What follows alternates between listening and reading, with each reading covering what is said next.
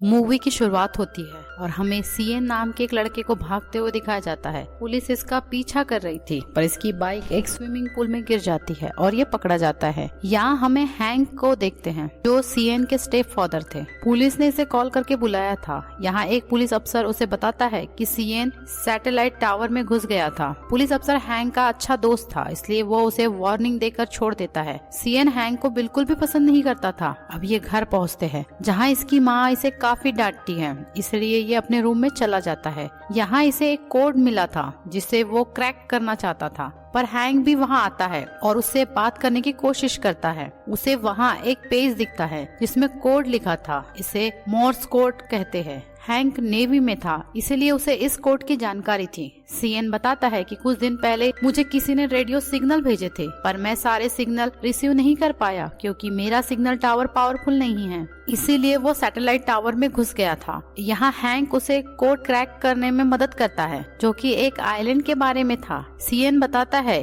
कि ये वही रहस्यमय द्वीप है जिसके बारे में इस किताब में लिखा है, पर ऐसी 3 किताबें थी, इसलिए हैंक इन तीनों किताबों में जो मैप थे उन्हें निकालकर उस द्वीप का मैप बनाता है और ये उस द्वीप का लोकेशन समझ चुके थे। सीएन कहता है कि जरूर ये मैसेज मेरे दादाजी ने भेजा होगा, इसीलिए वो वहाँ जाना चाहता था, पर हैंक उसे मना करता है। अगले सीन में हम हैंक और सीएन की माँ को देखते हैं। हैंक बताता है कि सीएन पलाऊ जाना चाहता है और मैं भी उसके साथ जाऊंगा ताकि उसका ख्याल रख सकूं और हम दोनों में रिश्ते अच्छे से हो सके, इसलिए हैंक पलाऊ जाने के लिए 2 टिकट लेकर आता है। अब ये दोनों एक पोर्ट पे पहुंचते हैं जहाँ सीएन बोट हायर करना चाहता था, पर बोट ओनर उस द्वीप का नक्शा देखकर मना कर देता है और कहता है कि वहाँ कोई द्वीप नहीं है, सिर्फ तूफान है। ये सब बातें हैं। वहाँ बैठा एक आदमी सुन रहा था, इसका नाम गबोटा था। वो इनके पास आता है और उन्हें वहाँ ले जाने के लिए कहता है और अपने हेलीकॉप्टर तक ले आता है। यहाँ हम उसकी बेटी कैलानी को देखते हैं जिसे देखकर सीएन उस पे मोहित हो जाता है।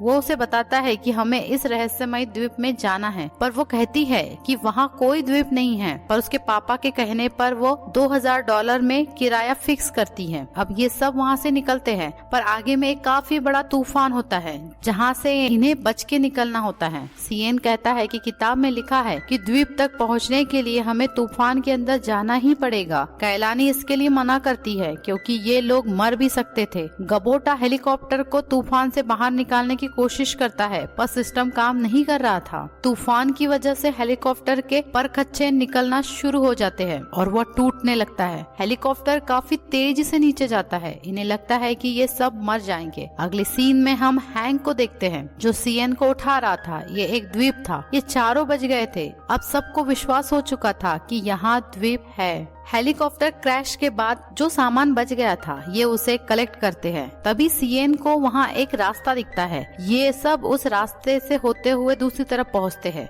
यहाँ इन्हें बहुत ही प्यारा नजारा दिखता है। वहाँ उन्हें एक हाथी का झुंड दिखता है। हैंक एक हाथी को उठाता है। इनफैक्ट इस द्वीप में छोटे जानवर बड़े हो गए थे और बड़े जानवर छोटे। सीएन को वहाँ आग का धुआं नजर आता है। उसे लगता है कि ये जरूर मेरे दादाजी होंगे, इसलिए वो उस तरफ जाने को बोलता है, पर ये जंगल काफी खतरनाक था, इसलिए कैलानी समंदर के किनारे रुककर किसी से मदद लेने को बोलती है। पर हैंक कहता है कि हम एक तूफान से गुजरकर यहाँ आए हैं और दूसरा कोई हमें यहाँ बचाने नहीं आएगा, इसलिए बेहतर है कि हम साथ रहे और एक बार दादाजी मिल जाए तो रेडियो सिग्नल से हम मदद बुला लेंगे। अब ये सब आगे बढ़ते हैं। यहाँ के नज़ारे काफी सुहाने थे। अब ये कुछ पत्थरों पे चढ़कर आगे बढ़ रहे होते हैं, पर तभी हैंक का पैर उस पत्थर पे धंसता है और उसे पता चलता है कि ये पत्थर नहीं बल्कि किसी जानवर के अंडे हैं। यहाँ काफी सारे अंडे होते हैं। तभी हैंक को वहाँ एक वाइल्ड लिजर्ड दिखती है जो कि काफी बड़ी थी। वो आराम कर रही थी। सीएन सभी को बिना शोर मचाए आगे बढ़ने बोलता है क्योंकि इस लिजर्ड को सूंघने और सुनने की शक्ति ज्यादा होती है, इसलिए ये सब धीरे धीरे वहाँ से निकलते हैं। पर गबाटो जिस अंडे पे खड़ा था वो क्रैक होने लगा था। गबाटो उसमें गिर जाता है। अंडा फूटने की आवाज सुनकर लिजर्ड जाग जाती है और इनकी तरफ बढ़ती है, इसलिए ये वहाँ से भागते हैं। लिजर्ड इनका पीछा करती है। कैलानी और गबाटो पीछे छूट जाते हैं और लिजर्ड इन पे हमला करने वाली ही थी कि सीएन लिजर्ड को अपनी तरफ आने के लिए उकसाता है। अब वो सीएन का पीछा करती है।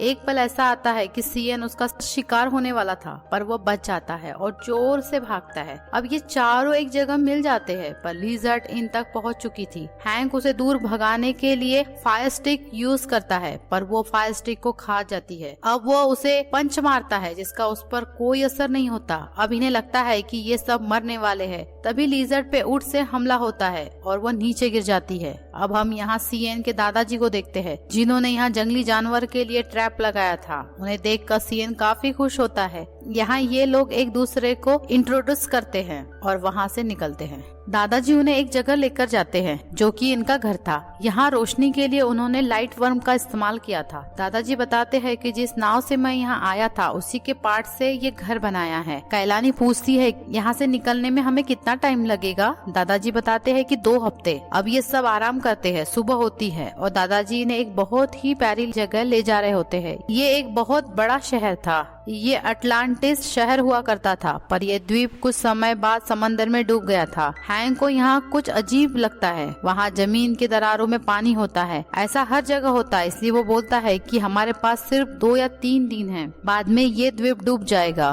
पर इतने जल्दी यहाँ से निकलने का कोई तरीका नहीं था। तभी सीएन बताता है कि मैंने किताब में पढ़ा था कि यहाँ कहीं कप्तान नीमो की पनडुब्बी है, जो कि 1870 में इसी द्वीप में कहीं छुपाई गई थी। अगर वो हमें मिल गई तो हम समंदर के नीचे से पलाऊ पहुंच सकते हैं, पर वो पनडुब्बी कहाँ है ये किसी को नहीं पता था। दादाजी उन्हें कप्तान नीमो की समाधि दिखाते हैं, जहाँ उनके साथ उनकी डायरी भी दफनाई गई थी। दादाजी बोलते हैं कि शायद उस डायरी पे पनडुब्बी के बारे में लिखा हो, पर अंदर जाने की जगह काफी छोटी थी, इसलिए कैलानी अंदर जाने का फैसला करती है। अब वो अंदर पहुंचती है, जहाँ उसे कप्तान नीमो का स्केलेटन दिखता है और उसके हाथ में डायरी। वो डायरी को निकालती है, पर तभी द्वीप में भूकंप आने लगता है, इसलिए कैलानी जल्दी से वहाँ से भागती है और बाहर निकलती है। दादाजी उस डायरी को पढ़ते हैं और उन्हें पता चल जाता है कि पनडुब्बी कहाँ है, पर इनके पास समय काफी कम था, इसलिए शॉर्टकट से जाना चाहते थे। दादाजी बोलते हैं कि इस द्वीप का जंगल काफी खतरनाक है।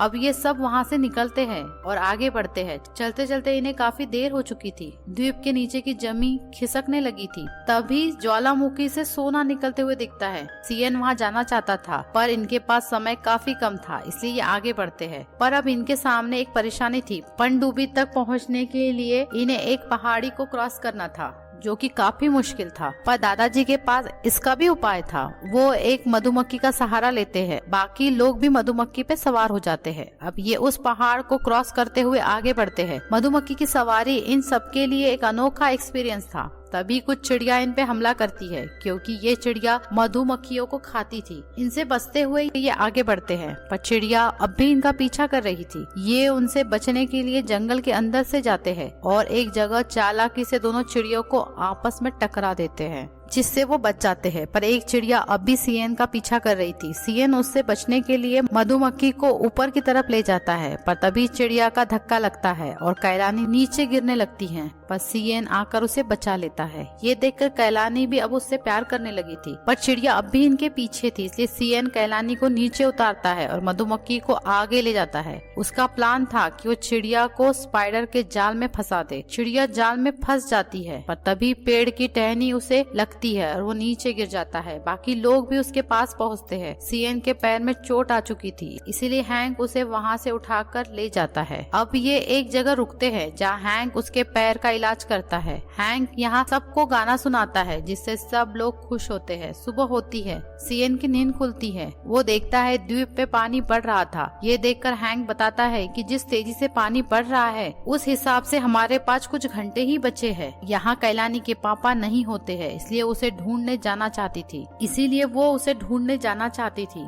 दादाजी भी उसके साथ जाने वाले थे, इसीलिए हैंक पनडुब्बी तक पहुँचने के लिए मैप की फोटो खींच लेता है। अब हैंक और सीएन पनडुब्बी की तरफ निकलते हैं। अब हम गबाटो को देखते हैं, जो कि उस गोल्डन ज्वालामुखी तक जाने वाला था, क्योंकि वहाँ से सोना लेकर वो अपनी बेटी का भविष्य सिक्योर करना चाहता था। वहाँ उसे सोने का पत्थर मिलता है, जिसे वो निकालने की कोशिश करता है, पर ये पत्थर काफी बड़ा था। कैलानी वहाँ पहुँचती है और कहती है, मुझे गोल्ड नहीं, सिर्फ आप चाहिए, और उन्हें वहाँ से लेकर जाती है। दूसरी तरफ हम हैंक को देखते हैं, जो समंदर किनारे पहुँच चुके थे, और पनडुब्बी जिस गुफा में थी वो डूब चुकी थी, इसलिए ये दोनों समंदर के नीचे जाने का फैसला करते हैं। अब ये अंदर जाते हैं, जहां उन्हें पनडुब्बी मिल जाती है।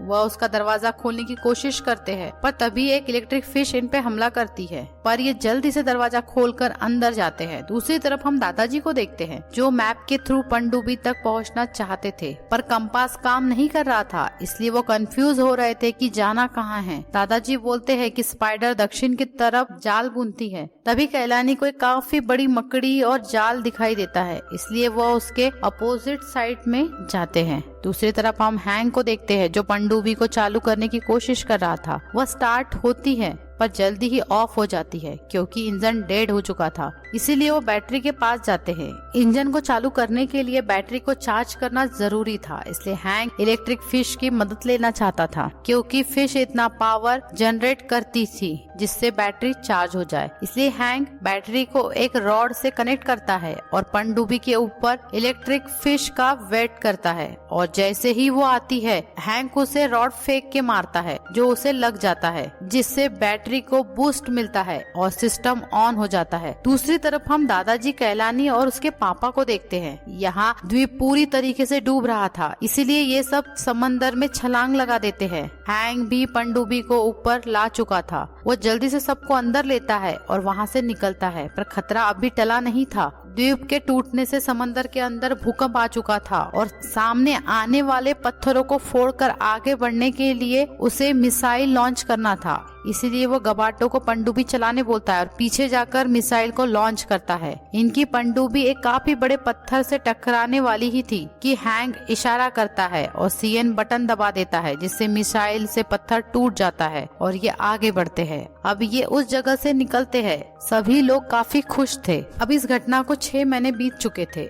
हम गबाटो को देखते हैं, जिसने एक टूर कंपनी खोल ली थी। इधर कैलानी सीएन के फैमिली से मिलने आती है। उसके दादाजी भी वहाँ आते हैं। आज सीएन का बर्थडे था, इसलिए वो उसके लिए एक किताब लाए थे, जिसमें मून पे जाने के सफर के बारे में लिखा था। सभी लोग इसके लिए रेडी होते हैं और यहाँ मूवी खत्म होती है।